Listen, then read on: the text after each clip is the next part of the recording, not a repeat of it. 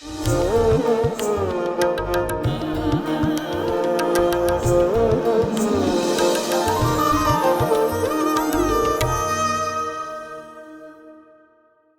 दूसरे दिन स्वामी फिर आए। ऋषि सचदेवा के सामने खड़े होकर बोलते हैं, सचदेव अम्मा उठो।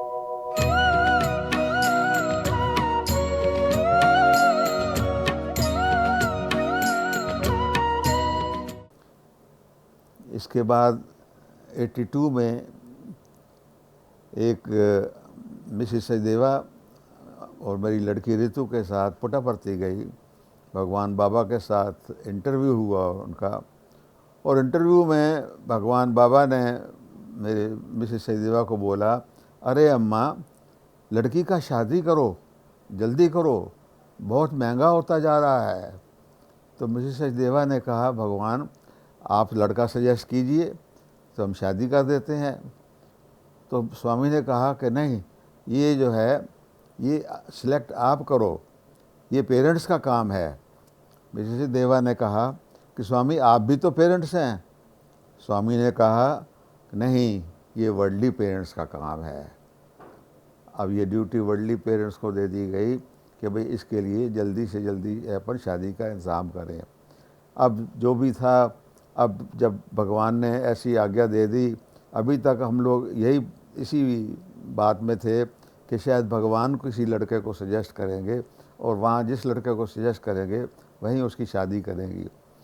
अब हमारे मन में यही था कि भाई कोई साईं डिवोटी लड़का अगर मिल जाए तो अलग अलग जगह पर जहाँ जहाँ पर हमारे डिवोटीज़ भी थे, मैंने उनको भी चिट्ठी लिखी, जहाँ हमारे रिश्तेदार थे उनको भी चिट्ठी लिखी, ताकि भाई हम लोगों को, और एक दो जगह गए भी सही, लखनऊ में गए, बिटिया को साथ में लेकर गए, लेकिन कुछ जमा नहीं, और वो ऐसे ही चलता रहा, अपन लोग उसको ढूंढते ही रहे। अल्टीमेटली 1983 में जून के महीने में मेरे फादर की डेथ हो गई, और जब फादर की डेथ हुई तो उसके ऊपर मेरे मामा की लड़की, मेरी जान फर्स्ट कज़न जो थी, वो भी उनके 13वें पर आए, हमारे कंवर साहब भी आए साथ में, और आपस में लेडीज़ में कुछ बातचीत चलने लगी कि भाई तुम्हारा लड़का है, तुम्हारी लड़की है, आपस में रिश्ता क्यों नहीं कर लेते। मैंने भी सुना कि ये आपस में बात कर रहे हैं, तो मैं अपनी बहन को, हमारी मामा की जो लड़की थी, उसको लेकर बाहर गया, और उनका लड़का जो था हांगकांग में रहता था, और वो हांगकांग से स्पेशली आ रहा था। इन्होंने 3-4 घर जो थे ऐसे देख रखे थे, ताकि भाई लड़के को लड़की दिखाएंगे 3-4 जगह, जहाँ पर उनको पसंद आ जाएगा और वहाँ रिश्ता तय कर देंगे।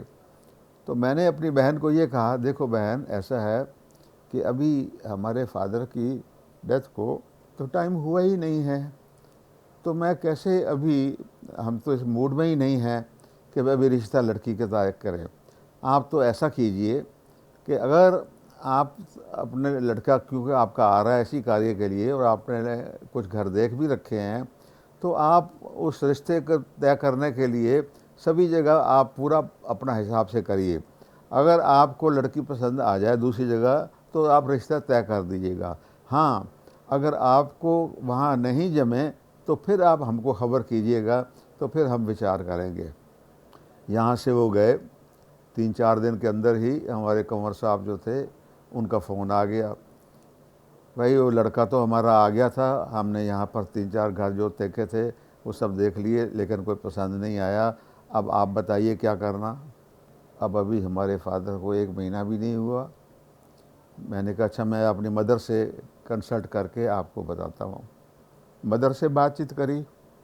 मदर ने कहा, देखो बेटा ऐसा है, उनका लड़का हांगकांग से आया है, और वो फिर वापस तो अगर चला जाएगा तो साल 6 महीने तक आएगा नहीं, इसलिए आप तो ऐसा करो, आपके पिताजी की भी यही मंशा थी कि रिश्ता घर में ही हो जाए।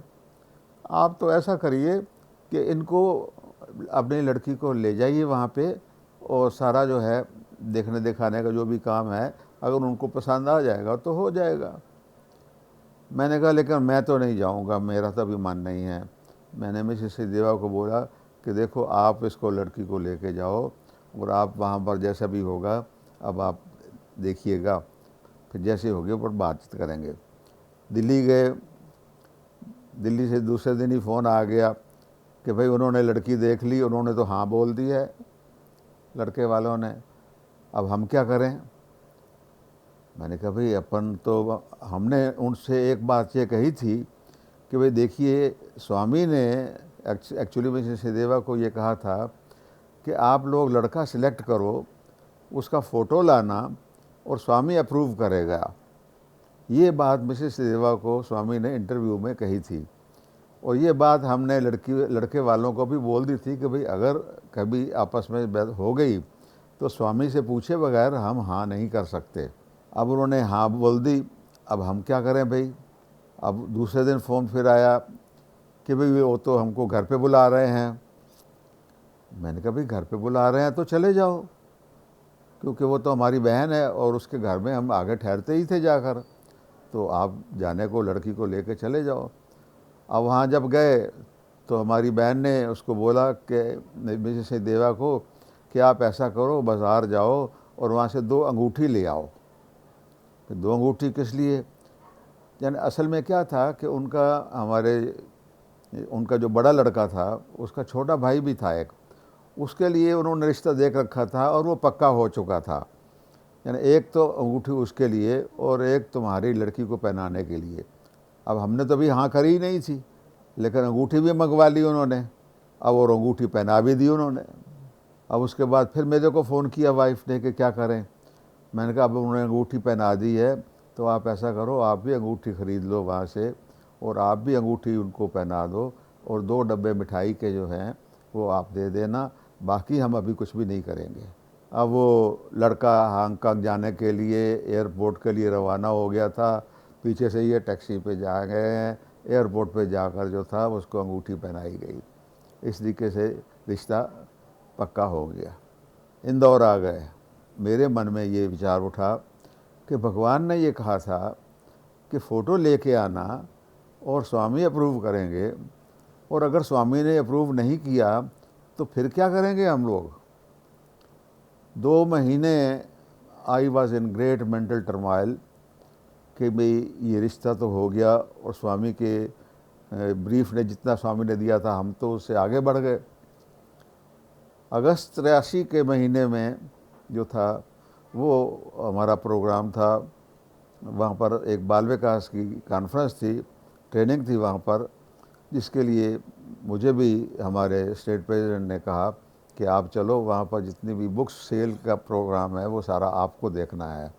तो हम लोग सभी लोग चले गए वहाँ पर। जो है एक्चुअली इस टाइम पे दोनों बच्चे हमारे जो थे वो वहीं पढ़ते थे, और मैं और मेरी लड़की और मिसेस सचदेवा हमने भी जाने का प्रोग्राम बना लिया। जाने से एक दिन पहले मैंने अपनी बेटी को बुलाया और उससे पूछा कि देखो, स्वामी के जब इंटरव्यू हुआ था तो तुम अपने मम्मी के साथ में थी, और स्वामी ने ये कहा था कि भाई फ़ोटो लाना और स्वामी अप्रूव करेंगे।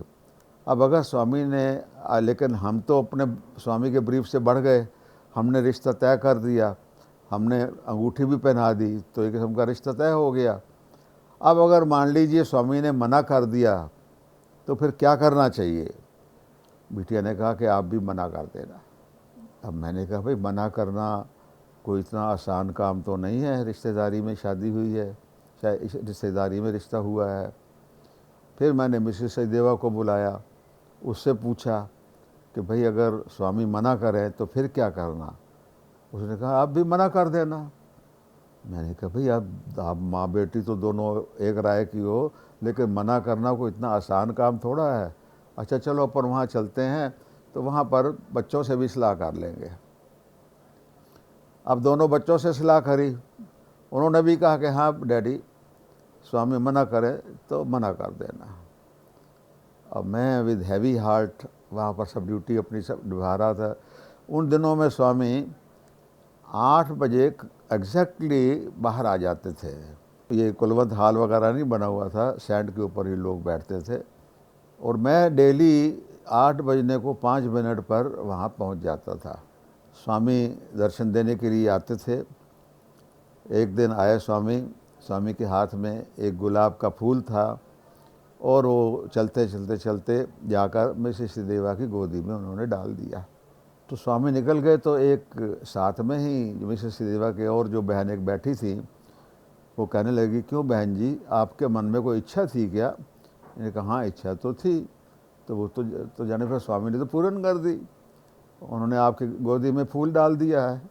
मिसेस देवा कहने लगी कि मैं तो इसको नहीं मानूंगी जब तक प्रत्यक्ष में वो मेरे को नहीं बोलेंगे। दूसरे दिन फिर बैठे और दूसरे दिन स्वामी फिर आए, मिसेस सचदेवा के सामने खड़े होकर बोलते हैं, सचदेव अम्मा उठो। मैं बाहर खड़ा हुआ था कैंपस के, जब वो इंटरव्यू के लिए गए तो मैं भी फिर उनके साथ में गया। और जैसा पेशे से चूँकि मैं वकील हूँ तो मैंने कुछ बहुत से पॉइंट्स बनाए हुए थे कि स्वामी से क्या पूछना, ये पूछना, ये पूछना, ये पूछना। अब स्वामी का जैसे आपको मालूम है कि एक बाहर रूम है और एक अंदर इंटरव्यू रूम है। अब बाहर के रूम में जाकर बैठे तो मिसेस देवा तो बिल्कुल स्वामी के बिल्कुल पास में जाकर बैठ गई और वो चरण की सेवा करने लग गई, स्वामी के चरण दबाने लग गई। और स्वामी बैठे हुए हैं आराम से। एक वहाँ लेडी थी मिसेस सीता लक्ष्मी विजयवाड़ा की, जो कि आंध्र प्रदेश की एक बाल विकास गुरु थे। तो स्वामी ने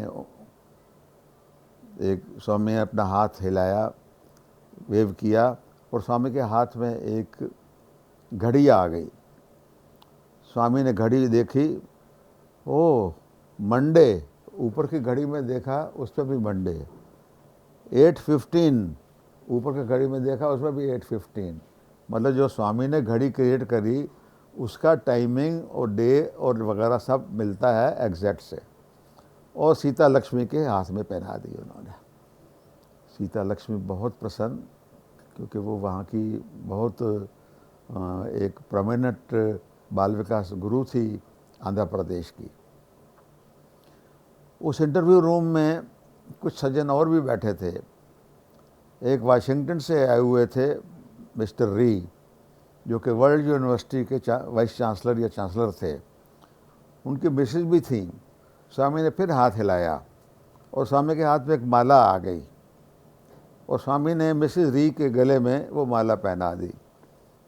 और मिस्टर री की तरफ वो देखते हैं, पूछते हैं, oh getting jealous, your wife has got something, we have not got it, okay. अब ये सब स्वामी की लीलाएं देखने को मिली। फिर स्वामी अंदर ले गए। अंदर के इंटरव्यू रूम में जब हम लोग चले गए, स्वामी आए।